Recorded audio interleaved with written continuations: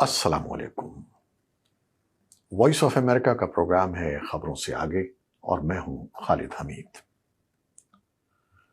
ناظرین، انسان کو اللہ تعالیٰ نے اشرف المخلوقات بنایا ہے اور بے پناہ صلاحیتیں اور نعمتیں عطا کی ہیں جو اسے دوسری تمام مخلوقات سے ممتاز کرتی ہیں، لیکن ان تمام تر اچھائیوں کے ساتھ ساتھ اس میں بدی کی طاقت بھی موجود ہے، اور یہی وہ طاقت ہے جو انتہا کو پہنچ جائے تو وہ اپنے ساتھی انسان پر ہی بدترین تشدد کا مرتکب ہو جاتا ہے۔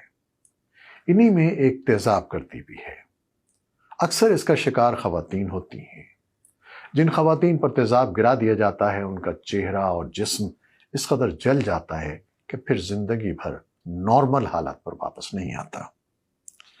ایسی ہی خواتین کی دکھ بھری داستانیں اکٹھی کی ہیں ہماری ساتھی سدرا ڈار نے اس رپورٹ میں۔ ان میں سے کچھ آپ کے لیے اس پروگرام میں پیش کرتے ہیں۔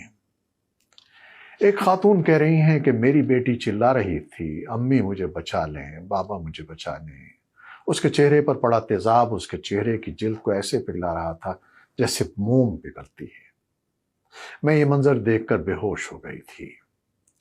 یہ کہنا ہے 66 سالہ خالدہ کا، جن کی جوان بیٹی پر اس وقت تیزاب پھینکا گیا جب وہ ان کے ہمراہ گاڑی سے اتر کر گھر کے دروازے کی طرف آ رہی تھی۔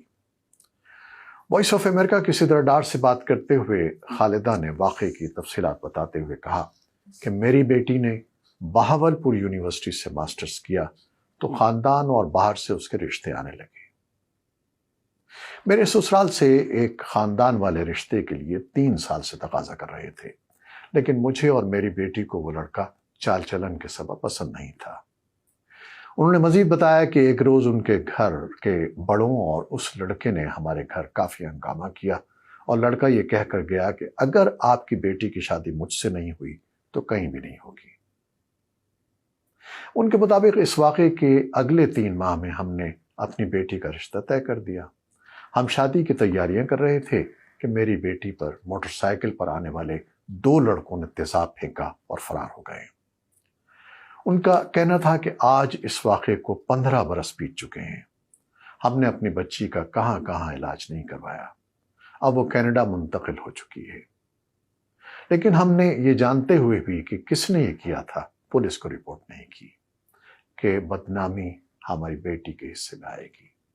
ہمارے گھر میں 2 بچیاں اور بھی تھیں۔ تو آپ نے دیکھا ایک ماں کی پریشانی کا اندازہ آپ لگا سکتے ہیں۔ اب اگر بات کریں سندھ کی تو سندھ کے پولیس کے مطابق 2023 میں صوبے میں تیزاب گردی کے کل 12 کیسز، جبکہ 2024 میں 1 کیس رپورٹ ہوا۔ غیر سرکاری تنظیم اسماعیل اگین فاؤنڈیشن تیزاب گردی سے متاثرہ خواتین کے علاج کے لیے کام کرتی ہے۔ اس تنظیم کے مطابق پاکستان میں سالانہ 200 سے زائد تیزاب گردی کے واقعات ہوتے ہیں، جن میں بڑی تعداد خواتین کی ہوتی ہے۔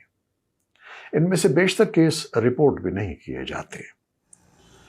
ڈاؤ یونیورسٹی کی اسسٹنٹ پروفیسر اور کراچی کے سول اسپتال کی برنز وارڈ کی سربراہ ڈاکٹر سامیہ تسلیم نے وائس آف امریکہ سے گفتگو کرتے ہوئے بتایا کہ اس سال اب تک کل 10 ایسے کیسز سامنے آئے ہیں جو تیزاب سے متاثرہ مریضوں کے تھے۔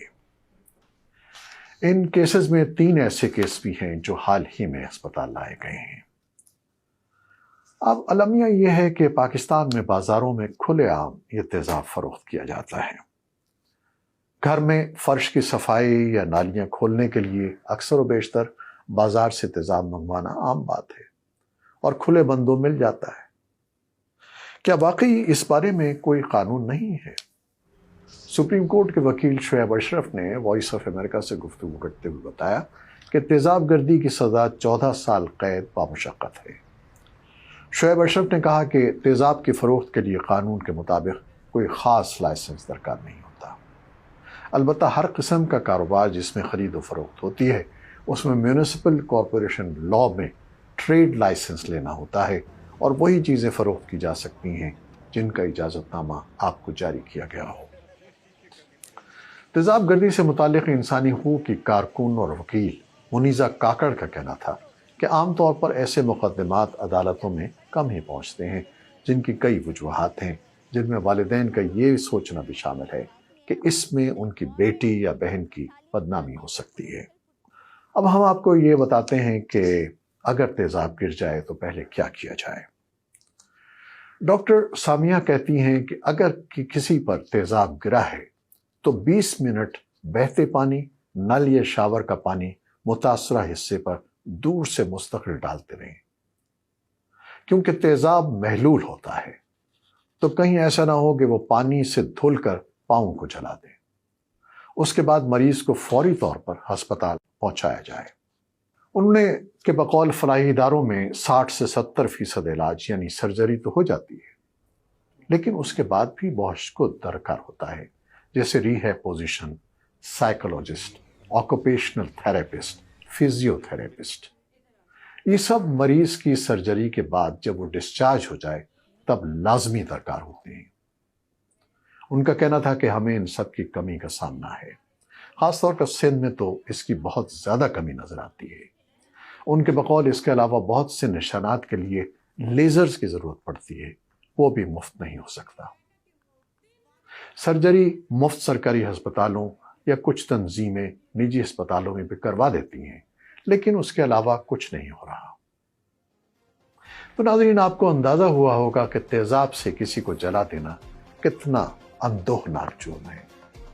آپ کے نزدیک اس کا کیا سدباب ہو سکتا ہے؟